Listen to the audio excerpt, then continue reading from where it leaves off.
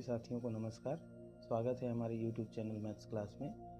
सभी साथियों से उम्मीद है कि वो ज़रूर करके गणित अच्छे से बना रहे होंगे।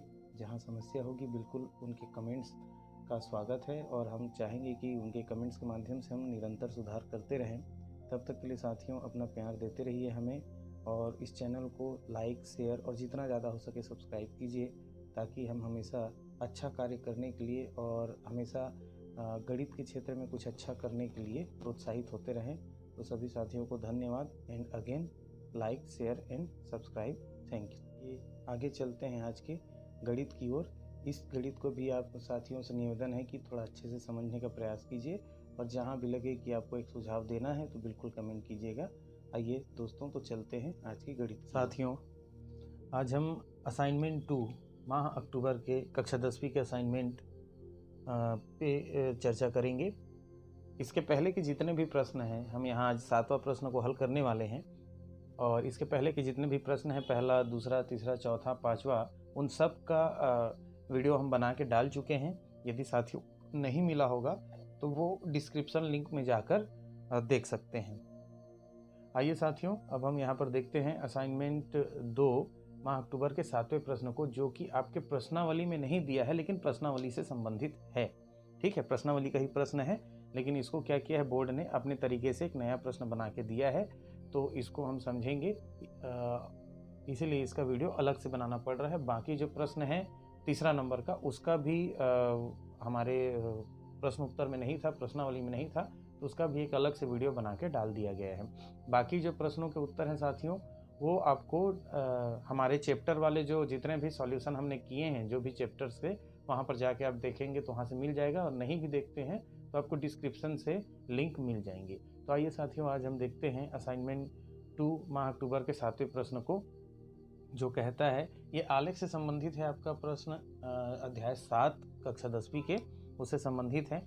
यहाँ पर क्या कहा गया है कि एक व्यक्ति द्वारा 5 सप्ताह तक उपयोग किए गए प्याज की मात्रा किलोग्राम में निम्न सारणी में दी गई है। ठीक है, यहाँ पर देख सकते हैं मात्रा किलोग्राम में निम्न सारणी में दी गई है। सप्ताह एवं उपयोग किए गए प्याज की मात्रा के बीच हमको आलेख खींचने के लिए कहा गया है। आप देख सकते हैं पहले यहाँ सप्ताह है, जैसे कि पहला सप्ताह, दूसरा सप्ताह, तीसरा सप्ताह, चौथा सप्ताह और 5वां सप्ताह। उसी प्रकार से उनके प्याज की मात्रा जो है किलोग्राम में इस प्रकार है कि पहले सप्ताह उन्होंने 1 किलोग्राम, दूसरे सप्ताह दूसरे, तीसरे सप्ताह तीसरे, इस तरीके से किलोग्राम में प्याज की मात्रा उन्होंने जो उपयोग किया है उसकी मात्रा यहाँ पर लिखी गई है।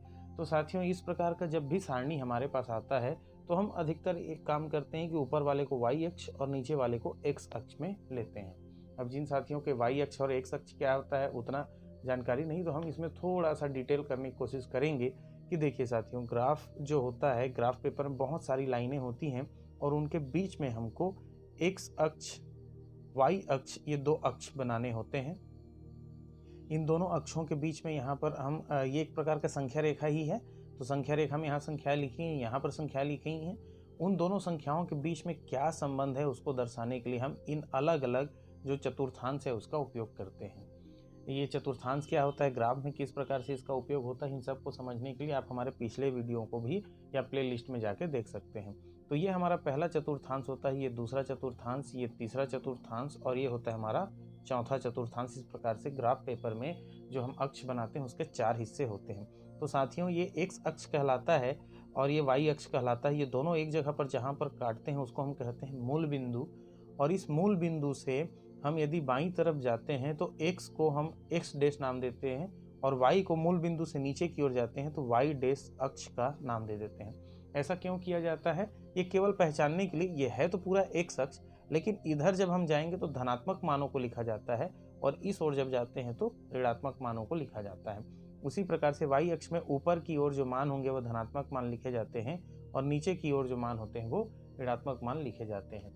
तो ये सब केवल ऐसे सिंपल इंट्रोडक्शन था। हमको करना क्या है वो मैं अभी आपको समझा रहा हूँ। तो हमको इतने बड़े मतलब पूरे ग्राफ बनाने की आवश्यकता नहीं होती, हमको एक छोटे से ग्राफ में काम चल जाता है। देखते हैं कैसे। तो साथियों, यहाँ पर मैंने मिटा के ये छोटा सा ले लिया। अब देखिए, आपको ग्राफ में लगभग ऐसे ही बनाना है। ये आपका हो गया x अक्ष और ये हो गया y अक्ष। क्योंकि यहाँ कोई मान ऋणात्मक नहीं है तो हमको ऋणात्मक की ओर जाने की आवश्यकता नहीं है। अब उसके बाद हम यहाँ पर हर एक डब्बे का नंबरिंग कर देंगे जो हमको दिया गया है। जैसे कि मैंने क्या बोला कि इसको हम वाई अक्ष मान लेते हैं और इसको प्याज की मात्रा को एक्स अक्ष मान लेते हैं। तो यहाँ एक्स अक्ष में जो प्याज की मात्रा है क्या क्या है, 1 2 3 4 और ये 5 करके ऐसा दिया है। तो इसको हम लिखेंगे और नीचे लिखेंगे प्याज की मात्रा। ठीक है साथियों, इस प्रकार से हम लिखेंगे। और वैसे ही वाई अक्ष में भी क्या लिखेंगे, ये सप्ताह के बारे में है तो हमने सप्ताह लिख दिया। और यहाँ पर भी हर एक डब्बे का एक नामकरण हम कर देंगे कि ये 1 2 3 4 ऐसा करके यहाँ पर 5। तो ये दोनों अक्ष में हो जाता है। अब क्या करेंगे, जैसे कि पहले सप्ताह में प्याज की खपत कितनी थी 1, तो उसके सीध में जाके ये हो गया सप्ताह और ये हो गया प्याज की मात्रा। तो इनके सीध में जाकर हम देखेंगे कटान बिंदु ये कहाँ पर एक दूसरे को काट रहे हैं। मतलब सब प्याज की मात्रा का 1 उसको आगे बढ़ाते जाएंगे और सप्ताह का 1 उनको आगे बढ़ाते जाएंगे। तो ये दोनों कहीं ना कहीं पर काटेंगे। वैसे ही आगे देख लीजिए, जब हम क्या करते हैं 2 को लेके चलते हैं, सप्ताह 2 में पहुंच गए, यहाँ पर खपत होने की मात्रा कितनी है 2।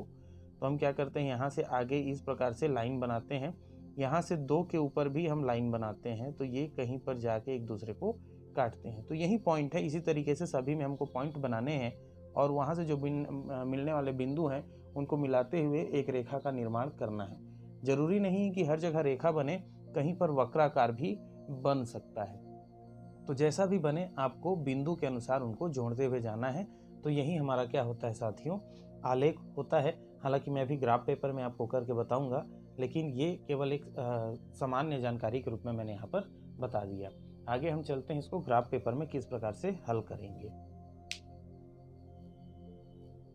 तो साथियों यहाँ पर हम आ गए हैं ग्राफ पेपर में। देखिए जो सारणी था उसको मैंने यहाँ पर लिख दिया है, सप्ताह जो कि 1 2 3 4 5 है और प्याज की मात्रा जो कि किलोग्राम में 1 2 3 4 5 इस प्रकार से दिया गया है। अब इसके लिए हमने ग्राफ में अक्ष पहले से ही निर्माण करके रख दिया है। अब देख लेंगे साथियों, थोड़ा पॉज करके देख लेंगे वीडियो को। मैं कोशिश कर रहा हूँ कि आपको ये पूरी तरीके से अच्छे से दिख जाए।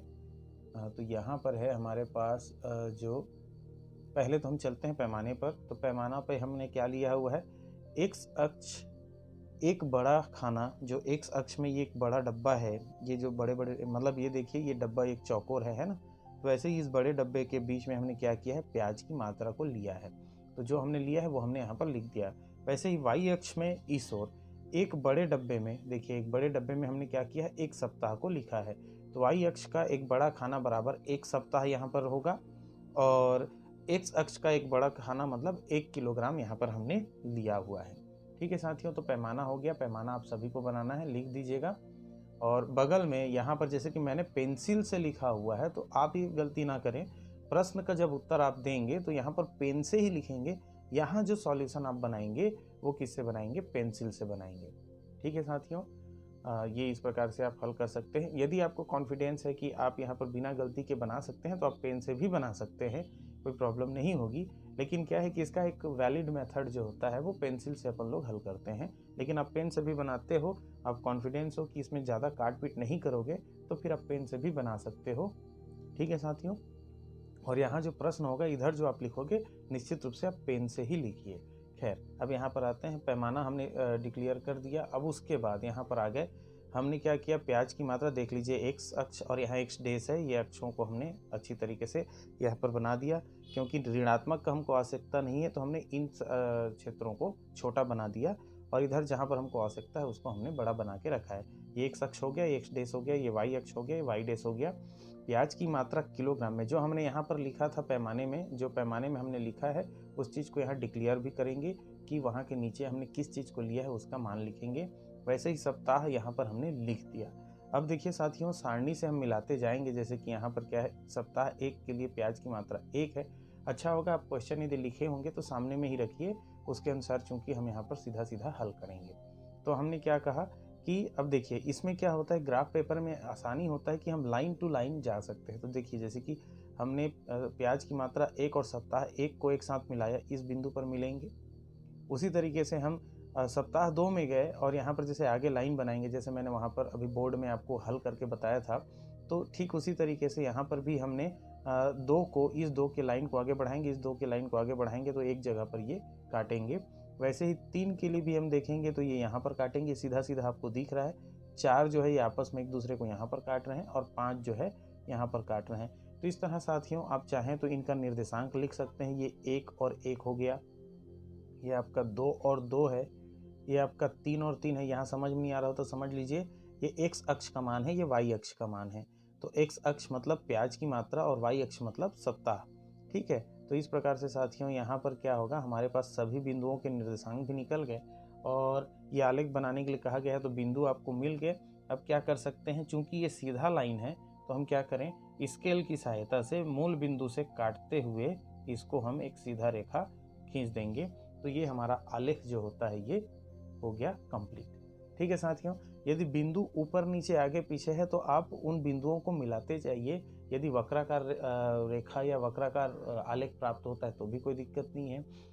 ये जैसे कि ये बढ़ते क्रम में दिख रहा है, ऊर्ध्वाधर ये क्या है, तिरछा जो हमारे एक सीधी रेखा मिली है, हो सकता है किसी के में ऐसे घटते क्रम में भी मिले। तो हर प्रकार का आलेख यहाँ पर अलग अलग बनेगा प्रश्न के अनुसार। तो यहाँ पर एक सीधा आलेख बना हुआ है और इस आलेख को हमने किससे तैयार किया है, जो प्रश्न 7वां दिया गया था उसके अनुसार। तो उम्मीद है साथियों यह वीडियो और इसमें बताया गया जो गणित का मेथड है वो आप लोगों को समझ में आया होगा, पसंद आया होगा। तो अपने साथियों के साथ इसको शेयर कीजिए, लाइक कीजिए और सब्सक्राइब करके हमारे चैनल के साथ बने रहिए, ताकि आगे आने वाले असाइनमेंट या फिर अलग अलग चैप्टर के जो सॉल्यूशंस है वो आपको मिलते रहें। तब तक दोस्तों अपना प्यार बांटते रहिए, स्वस्थ रहिए, मस्त रहिए। आपका दिन शुभ हो। धन्यवाद।